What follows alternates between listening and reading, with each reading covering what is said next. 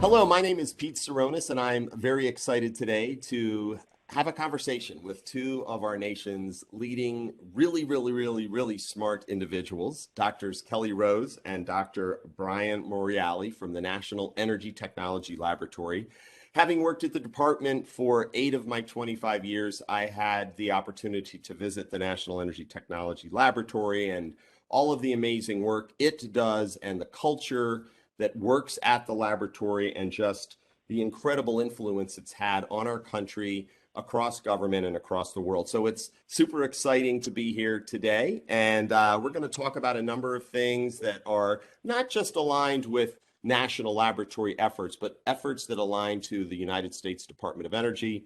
And yes, the fossil energy sector, the carbon management sector. And I think I'm going to learn a ton. So I'm super excited. That being said, hey, Bryan, let's start with you. Dr. Bryan Morreale, Associate Laboratory Director for Research and Innovation at the National Energy Technology Laboratory. I will not read your bio, Bryan, but I love the fact that you have a consistency in chemical engineering education. Your master's, your bachelor's, obviously your PhD from the great University of Pittsburgh, Pittsburgh Panther that you are, golfer that you are, and hailing from the great city of Buffalo. Hopefully that humanizes our audience. So, Bryan, tell us a little bit about you and maybe some things I left out that folks would be interested in. No, absolutely. I'll start back. Thinking about my interest in science and engineering, it really started at a very young age. I always had an affinity for math and sciences, and as I grew, that interest grew as well. To the point where when I was in high school, we've all taken some tests that kind of suggest, well, what should you be when you go on with your life? And mine clearly pointed to the engineering field. And again, a great privilege of being accepted to the University of Pittsburgh and having a long academic career there. But the unique thing about, at least in my career at the University of Pittsburgh, is I actually got to do a portion of that with NETL. So as in my academic journey as a graduate student, I got to work with NETL on my graduate studies, which was a tremendous experience. Having the ability to work side by side with some of the best scientists and engineers in the world and some of the best facilities that exist across the country was a true blessing for me. Shortly after that, I had the opportunity to become employed at the laboratory, which was great. And over about a 16-year career, from student to early career position at NETL, and now I probably have one of the best jobs in the world. Getting to help hundreds of scientists and engineers at NETL be successful in solving some of the most challenging problems that we're facing nationally and globally.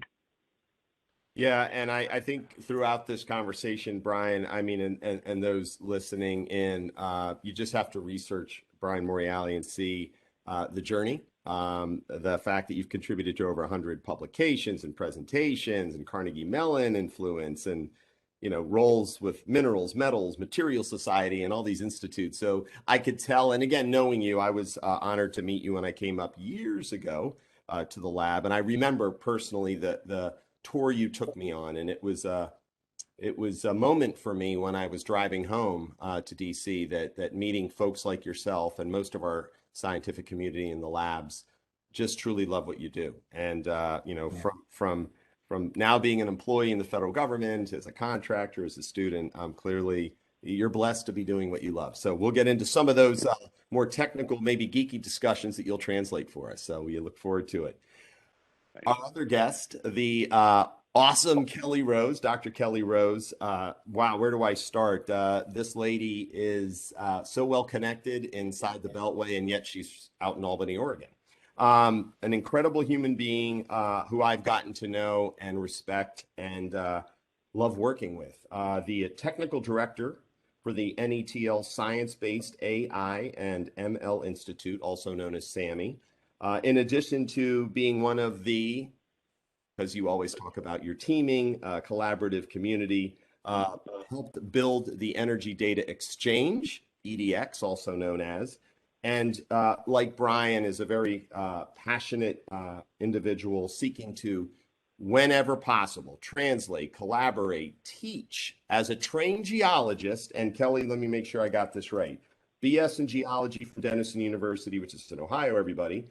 MS in geology from Virginia Tech University out here on the East Coast, East Coasters. And then her PhD from Oregon State University, the Beavers, if I'm not mistaken. And wow, just crazy, crazy neurons will be firing over the next 40 minutes or so. Kel, it's great to see you. And tell some folks some things about yourself and your journey and passion that I obviously didn't capture. No worries, Pete. Thank you for the conversation.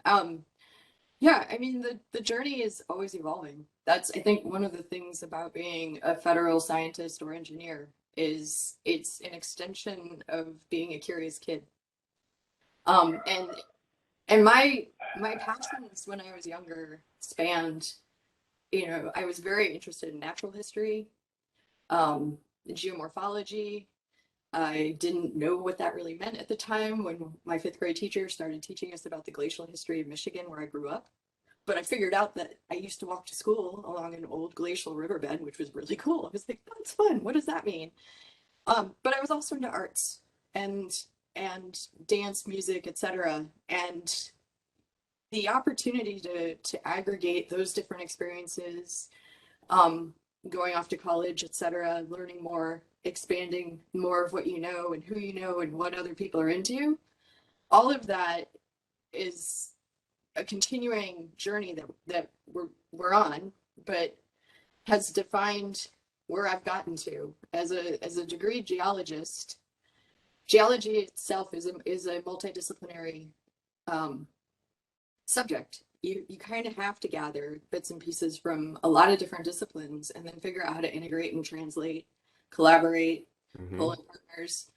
And that's the journey that I've been on from the beginning, and how I've ended up in this role with the data curation, virtualization, and computing-based AI ML sort of activities, because the opportunity to further learn and grow and enrich what we're doing with those types of capabilities and resources, and apply it for material science, earth science, environment, social, societal, challenges, is really exciting.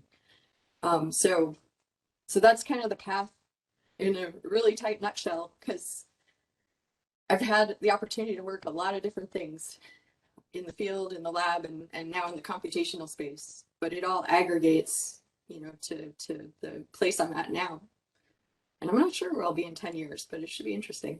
Hey, live in the moment, and we talk about a lot. I love this opportunity to learn about people. I mean, I got 4 kids. I live in the Beltway. I wanted to be a sports broadcaster, and yet I got to be the CTO at the DOE for 8 years, and I got to meet amazing people like you. And I just love our national lab. So any opportunity to celebrate and highlight the great work is a gift. So I'm super excited. All right, we will get into some of that, but Kelly, you did highlight, and you always do, the foundation that we can build upon in government and our country for our nation's critical sectors. The power of data, the management of data, and the curation of that. We will get into that. And I'm super excited to have you articulate a bit more about how the Deepwater Horizon affected you, then that opportunity, and some of this stuff you've taught me recently about rare earth elements and sustainability there. So Bryan, I'm going to kick it back to you. Washington is all about carbon management, the agenda. It's bipartisan. We understand it's not just about, trees and hugging them and that sort of thing. Sustainability, resilience are terms that we talked about a few months ago when we had doctors Jerry Coxon and Dr. Brian Anderson, and just the fact that the NETL is leading a lot of this discussion with interagency working groups and so forth, and the key lab initiatives. Can you talk a little bit, wherever you want to go with that, about this role that NETL right now is in with the Research and Innovation Center, the National Laboratory Network, maybe a couple programs that people should know are being led by the laboratory? Yeah, absolutely. And I think it's a great time to be part of DOE. And I think we often don't realize how important energy is to everything that we do. And it's abundant and affordable, which has been a huge stress in recent years. But really what we've seen emerge is the need for it to be clean. And you know, for me personally, and Pete, I think this is also shared with you, it's really about doing it whatever we can to ensure that we're ready for future generations, that we're positioning them to be successful and have all the things that we're accustomed to, but most of all, protecting the environment so they can cherish that as well. With respect to NETL and obviously our linkage to the Office of Fossil Energy and Carbon Management, which recently underwent a name change to prioritize the notion of how important managing carbon is moving forward, it just puts us right in a prime position to be one of the most critical players in helping achieve this. Just about everything we do at the laboratory has a strong tie to carbon management, and Kelly's going to talk about some of the great stuff that she's doing associated with data and the subsurface on that. But one thing I'll probably like to spend a minute or so talking about is one that often probably doesn't get the attention it deserves with respect to the need for sustainability and the need for carbon management is the chemical sector. Is one that is very large. It's very, very important to not only our economy, but the things that we use and do every day. You know, polymers, for example, and things derived from petroleum, I think are in about 98% of consumer goods. So basically everything that we touch every day, everything that we use every day has some touch point with a petrochemical. I've been in a number of discussions with prominent chemical industry over the past year or so, and sustainability is something at the forefront of their mind as well. We're in constant discussion with industry in that sector now about how we can help accelerate their presence towards sustainability, you know, leveraging all the experiences that we've had in understanding coal and carbon chemistry and the conversion and use of carbon to, again, help transcend that industry to one that hopefully becomes fully sustainable in a very short period of time.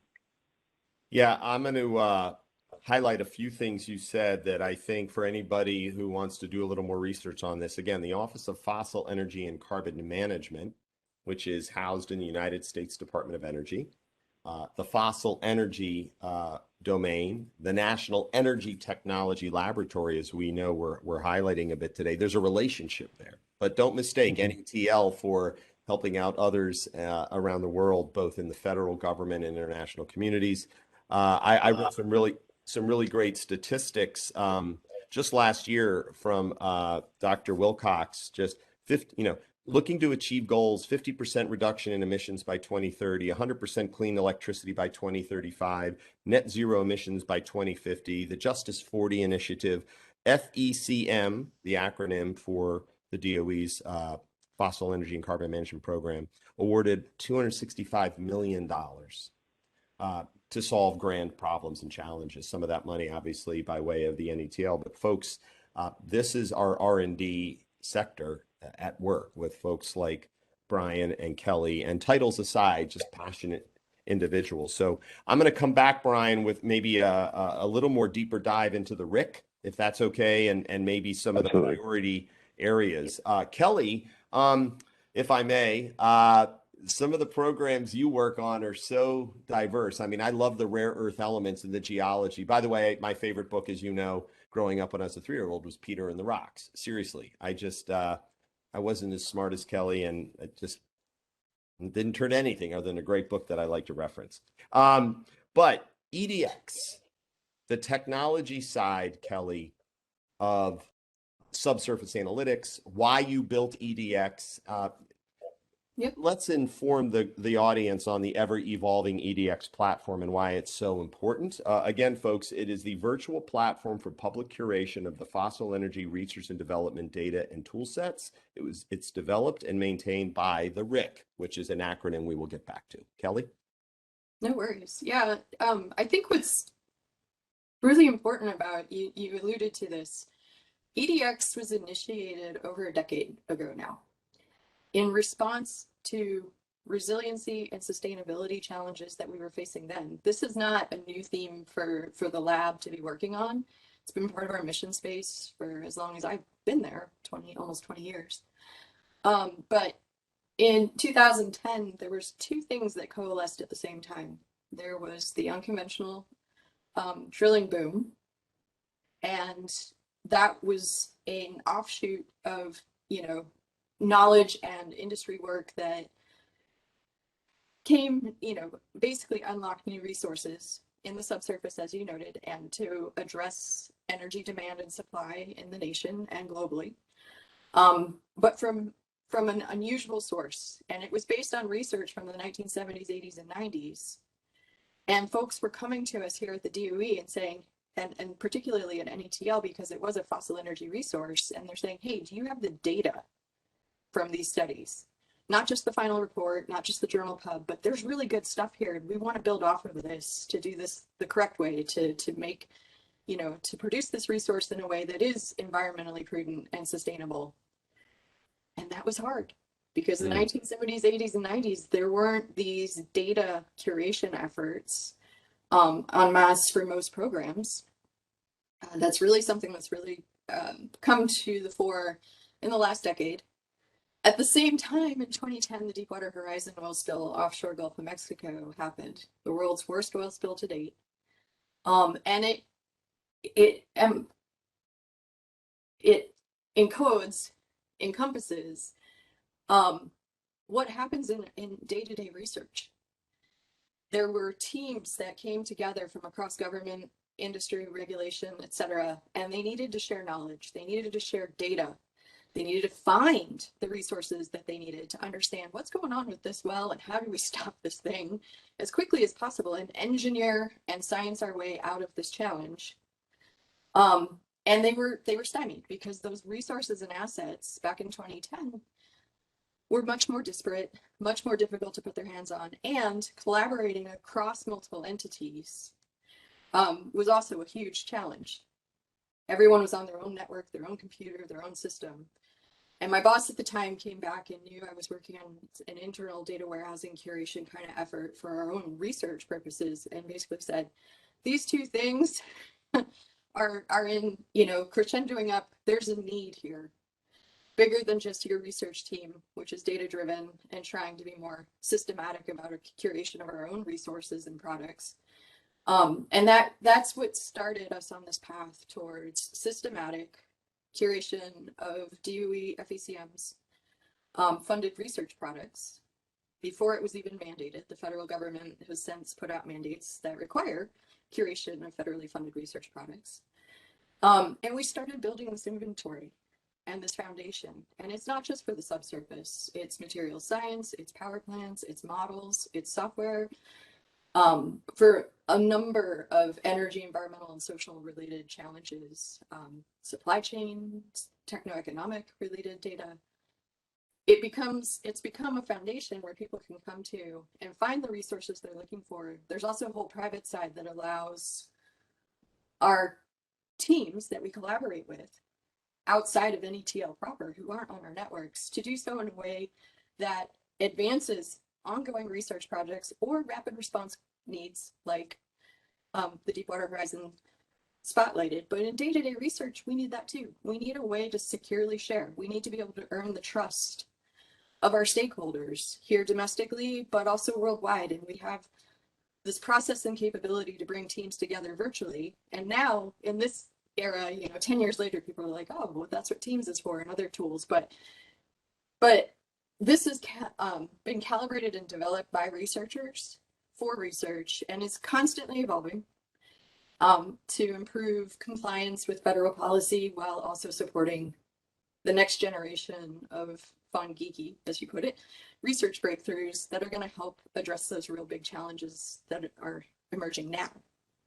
And we're better prepared because we've invested in this as an office. And it's underpinning all those programs, the minerals sustainability, carbon storage, carbon capture, the chemicals work that Bryan was talking about, and many others. Even our fundamental computational sciences groups are leveraging more and more and helping contribute into this infrastructure to enrich it with the breakthroughs that they're promoting. So, Brian, I know you're nodding, and let me just give a shout out to EDX. And again, folks, edx.netl.doe.gov. That's where you can go learn, and there's incredibly awesome information, flyers, cheat sheets. But I will say this, I know Kelly Rose for a fact may know subsurface analytics and geoscience and the data and the curation, but she also is an IT architect type. She knows how to leverage the cloud. She knows how to work with the propeller heads that design enterprise architecture. So I have to just say that because the platform itself is also evolving with where can we best keep that data in a secure manner. So colleagues like you and Brian can work with your folks globally. Brian, you have any thoughts on EDX or its benefits that it's helping you with? Yeah, absolutely. And data has changed the world around us. It changes everything that we do, the way that we shop, the way that we get insurance premiums, everything. And Kelly's going to be at the forefront, and already is at the forefront of data changing the way that we think about using energy in the future. So it's great to be a part of a team with Kelly and supporting her in these activities. So it's phenomenal. Awesome. So Brian, let's go to the RIC for a minute, because again, folks, Research and Innovation Center. I'm looking just because I have it in front of me, the office of the director and where everything is, but there's 1, 2, 3, 4, 5, there's like 7 groups underneath the RIC. What do people do in the RIC? How do people collaborate with RIC? And maybe that's the question. There's always a question I get asked in my new life is, hey, how do we get to work with the labs? What is the Research Innovation Center's mission? And what's being done each and every day inside that wonderful place? Yeah, so that's a fantastic question, and if I can probably sum it up in a really short statement. I think what we do is we drive innovation and deliver solutions with a focus on energy. There's so many things that we're working on right now. Obviously, I can't go into detail on all of those, but a few to maybe highlight. We're developing materials and processes to capture carbon dioxide from large point sources. So whether those are power plant sources or industrial sources, looking how to take that CO2 once it's captured and manage it in a manner that's going to minimize the risk or any long-term risk associated with it, such as some of the work that Kelly had mentioned, and we'll probably get in a little bit more detail about injecting CO2 into the subsurface. A new and emerging areas, there's some technologies that's very hard to capture CO2 from. So one strategy in doing so is trying to capture and or remove carbon dioxide from the atmosphere and a technology called direct air capture. Something that we think is going to be very valuable in for example, in airplanes. How do you manage carbon dioxide in an airplane? So rather than managing directly at the exhaust of an airplane, you put a direct air capture system up that removes that CO2 from the atmosphere and then manage it through, store it more permanently in sequestration processes. Things like taking CO2 and deriving value out of it. So taking CO2 and making polymers out of it is another very interesting area. But the last one I'll talk about is we've demonstrated some technology recently at the laboratory. We've been able to take very, very, very inexpensive carbon materials like coal and or biomass and actually take those and synthesize computer chips out of it. One of my colleagues at the lab, one of the brightest minds in the nation, has had a tremendous role in doing that. And it's something that's very exciting for me and the laboratory. Yeah, folks, please check it out. It's simple. I think it's right there behind you on the wall, in terms of the mission and the vision, but carbon capture, carbon utilization, carbon storage, sensors and controls. There's so many cross-cutting programs, right, Brian? I'm trying to also tell the world that, yeah, fossil energy is important to the lab, but there are other programs. And if I may just stay with you for a minute, can you reference some of the cross collaboration with other labs? I know for a fact next week I'm getting to do a great conversation with the folks at the NREL on blockchain and transactive energy. And, Dr. Cradle out at your lab is one of those. So maybe speak a little bit to some of the lab community. It's not about competing and competimates. Mm-mm. Just your experiences with that. Dispel a myth or two. Well, first of all, the DOE is one entity, right? So all the labs are sister organizations, and we work very closely together on all the same mission. I think we're all focused on advancing science, advancing technology, all focused on driving innovations and delivering solutions. We have a number of examples of great successes in collaborating with other national labs. But more so, I don't think our collaborations stop just with the national labs. I think our partnerships with the academic institutions, leveraging the capabilities and the best that they have to bring to the table, and doing so with industry, the ones that are ultimately going to be the implementers of the things being developed at the laboratories and in partnership with the academics should be mentioned as well. Yeah. An example of a success story that I think we have at the laboratory is developing computational tools. Again, multi-labs coming together, developing computational tools and frameworks that really focus on a really big challenge.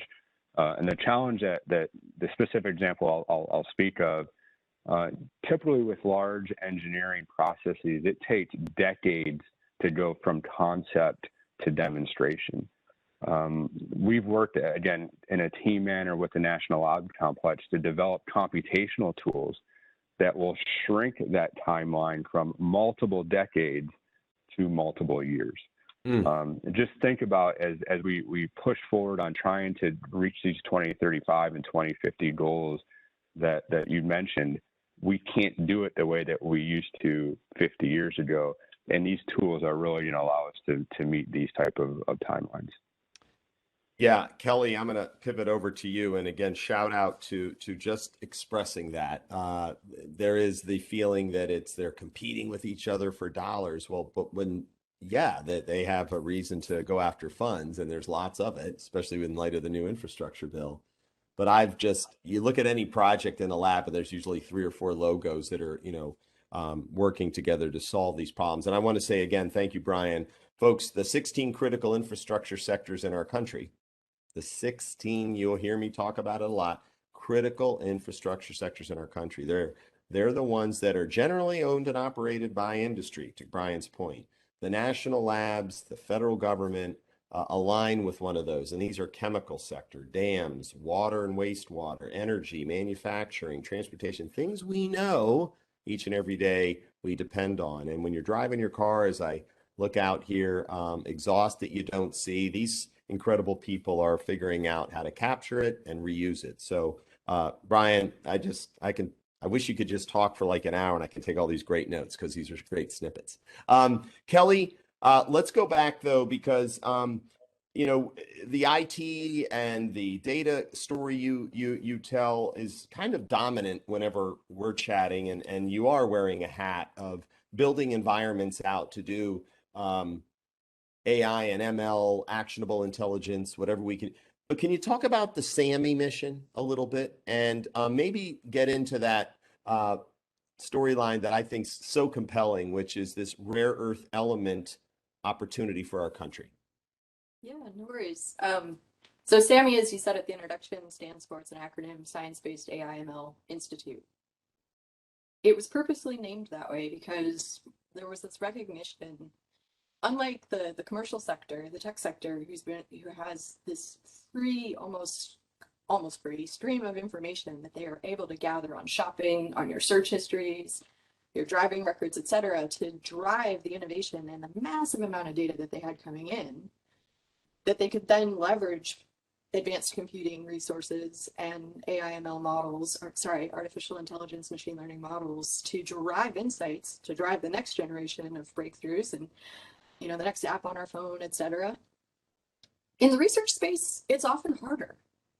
We're dealing, as Bryan has been highlighting, we're dealing with complex, multivariate, often multidimensional systems, whether it's a power plant or a piece of equipment that we're trying to understand its long-term integrity potential, or the natural system, or the system that we've engineered by interacting with it.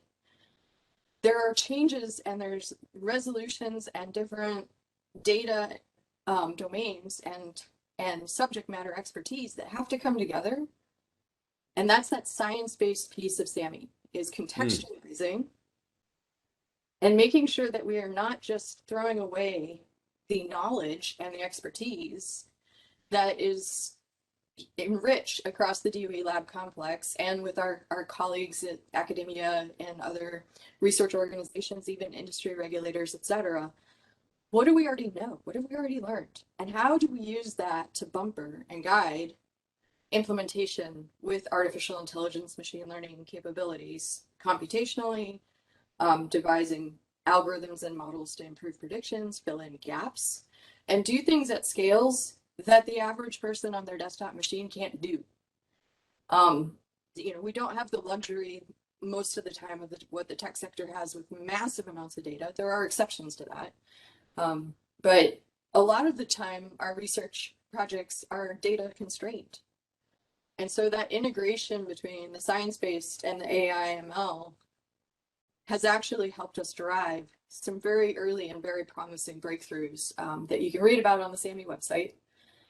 One of the areas where we're applying it, as you alluded to, is there's this supply chain limitation that we've all been experiencing with regards to computer chips and materials called rare earth elements or critical minerals that are fundamental, not just for those chips that go into your car, your phone, and your computer and every other device we rely on, but a lot of times those rare earths and critical minerals are actually very important to the materials manufacturing sector, the medical sector, because they drive and underpin the capabilities and products that those sectors are also developing. Currently, the US relies on imports for the majority of our rare earth critical mineral resources. Over 90% for most of the different ones that fall within that envelope. So we have to rely on sources outside of our own country's borders from what we call conventional sources. Known, well-established, well-studied, well-characterized, and then there's the extraction and production of those, and they come into the country to be put to use. Well, there's a big program here at NETL with FECM that is looking to establish a domestic supply from unconventional sources, including what are currently considered waste streams. Byproducts from drilling, from mining operations, wastewater, other potential sources. There's an opportunity to beneficiate that, because there's been the recognition that some of those waste streams, as well as primary unconventional sources, that we've been learning more and more about from the geologic record and individual studies from lots of different programs outside of the DOE and within, we now know enough to do systematic prediction of where we think those are likely, like a forecast, like a weather forecast. If you go here, there's an 80% chance you're going to find a good concentration of the rare earth or critical mineral you're interested in. And over here, there's only like a 10% chance. This means there's still a chance, but you might want to look here first. It helps us with quantification of how much may be here domestically. And we have collaborations with academia, industry, regulators, and there's now, through DOE's Office of Tech Transitions, there's a technology commercialization fund project with some of my colleagues here at the lab. I've been working on that resource assessment piece and identifying where is the resource likely to be. They've been working on the next piece of the puzzle, which is how do we get it out of the rock or the water or the byproduct material, separate it out and process it in an environmentally sustainable way. And they actually have a project that's ongoing now in Wyoming to demonstrate some of those separation production technologies to try to catalyze this whole commercial sector that doesn't exist right now in our country. And that's what DOE does. That's the exciting, fun, geeky part for us too, is you're pushing the bounds. And in 5-10 years from now, or sometimes faster, suddenly what you've been working on is in the mainstream. So I have to just chime in. Like, this is the kind of story, folks, that you can learn by reading about or reaching out to. Kelly mentioned the wonderful group in DOE, the Office of Technology Transitions, led by Dr. Vanessa Chan and team. The Lab Partnering Service is another one of those portals that you should take advantage of to connect with, unintended, dots and bridges, connecting dots and build bridges with folks. So big time shout out to a group that is in the spirit of helping transfer technology out of the lab and commercialize it. So when you go Google something, and you should, rare earth elements, unless I'm wrong, I just remember thinking, wow, there's 17 of them.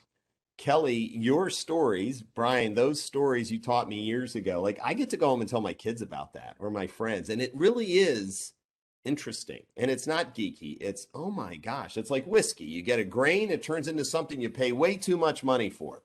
You know, golf, Bryan, it's like we pay too much to hit this thing that doesn't go anywhere and we blame it on, the equipment. No, Kelly, I love the rare earth elements. I love the idea of our country figuring out we do have the stuff here. It's a matter though, there's regulation and process and manufacturing, but as they say, sometimes it's hidden in plain view and right in our own backyard. So I encourage everybody watching.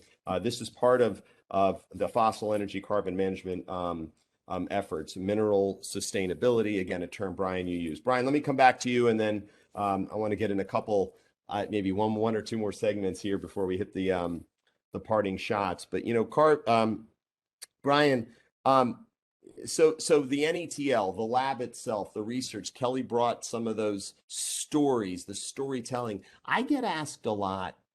Look, I'm sure people would love to meet Bryan and Kelly and have meetings, right? But is there some tips you can give to folks who want to engage with the lab? Yes, they can, learn about it online, but is there, and this is a question that comes up a lot, especially in my world. I say, go visit them. How do you encourage that collaboration for like the entrepreneur, right? Or it could be the investor saying, I want to learn more because the labs do say, hey, we're open for business. We love the conversations. We have a tech transitions office. Do you have any insight on how to bring that knowledge that's not National Energy Technology Laboratory specific, but encourage that collaboration that our country needs right now? Yeah, again, great question. And DOE is really, really good. They've been very successful in setting up a lot of formal mechanisms for collaboration, and we partake in a lot of those, and I think we see a lot of benefit and a lot of successes from those.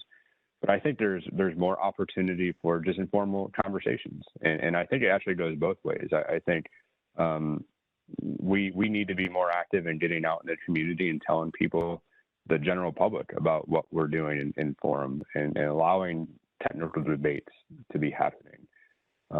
At the same time, I think, and at least for me, I'm open to having conversations, introductory conversations via email, via phone, whenever possible, and because I think those are the basis of how we move forward. Not only to expand understanding, appreciation for where some things are. It's funny. I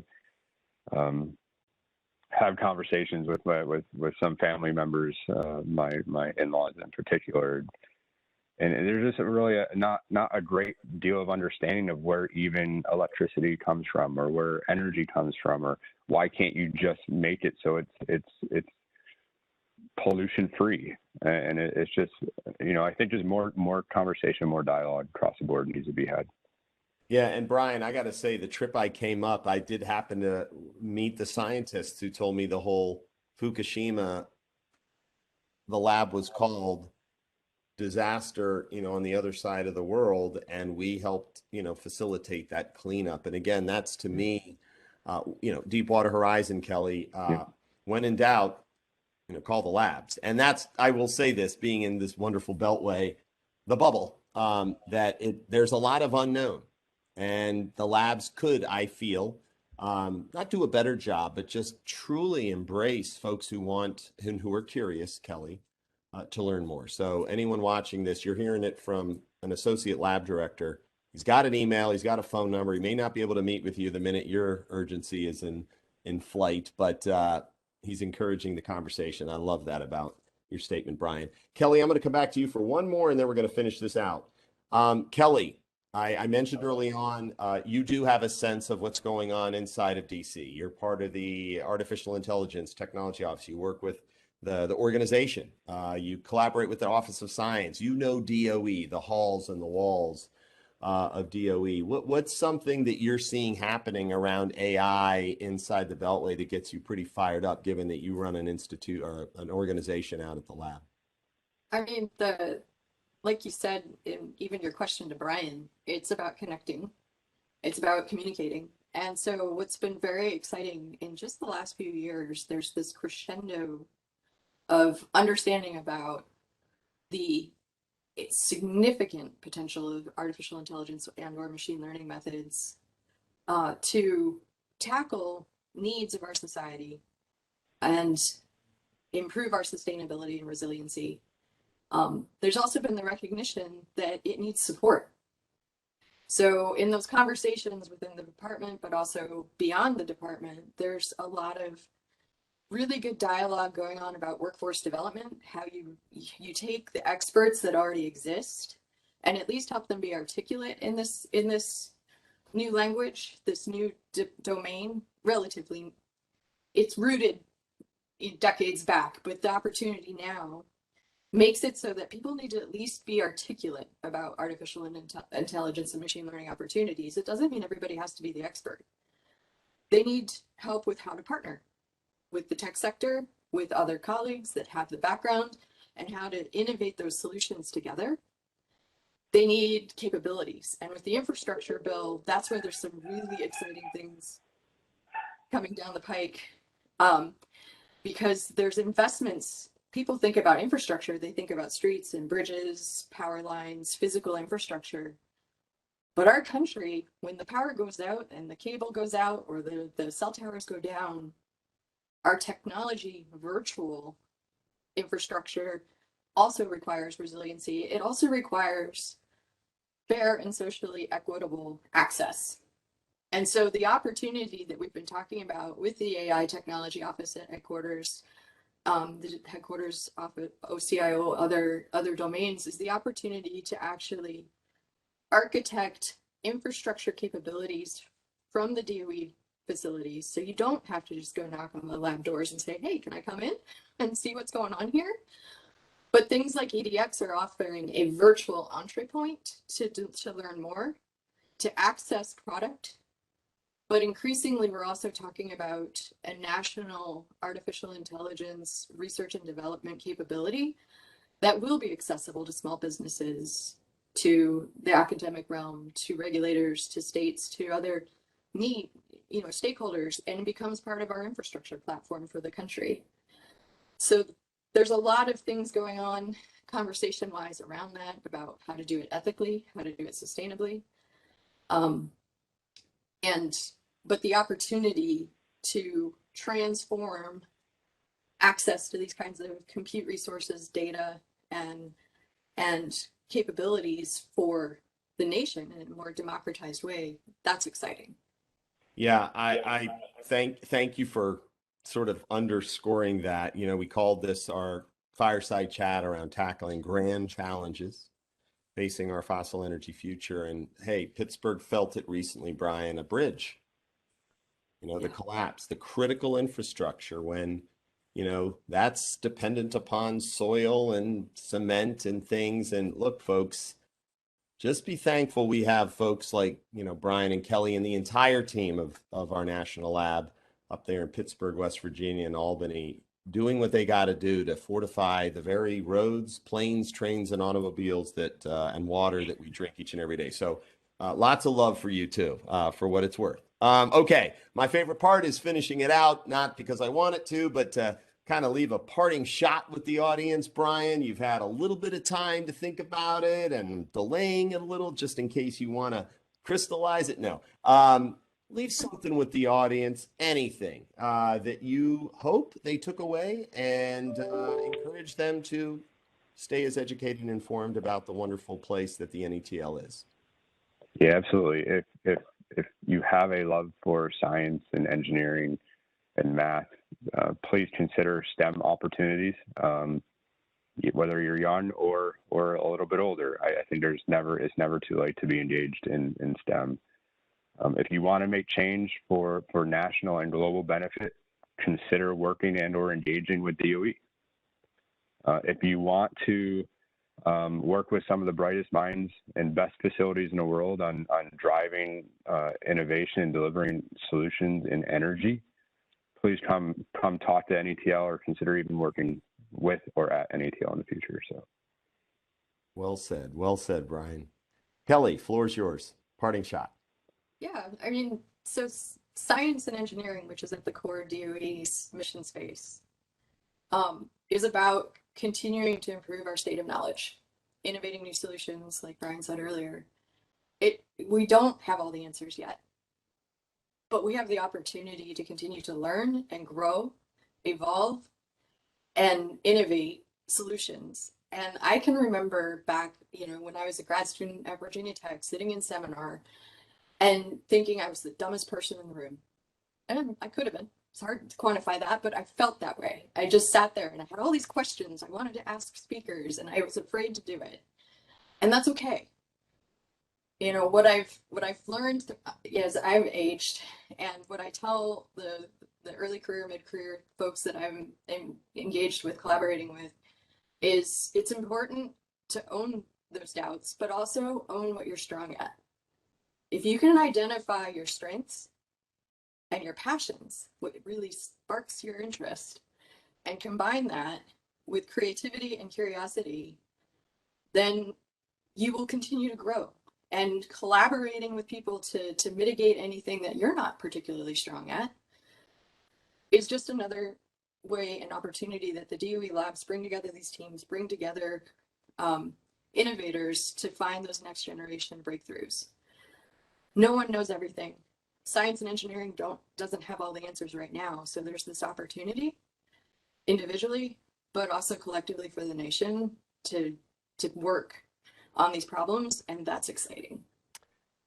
Yeah, I hate when these end. So I'm going to close it out with one of my favorite lines or quotes from another doctor, Dr. Maya Angelou. It's not what people say or do, it's how they make you feel. That's what I always take away talking to folks like you two, and having had the opportunity to work in an incredibly wonderful place like the Department of Energy. And I'll tell you what, I sleep well at night knowing that you two do what you do for a living. So Bryan, can't wait to see you in person one of these days. We'll hit the links. Kelly, love seeing you when you're in town. I already got some talks and conferences I'm fired up for you to be a part of.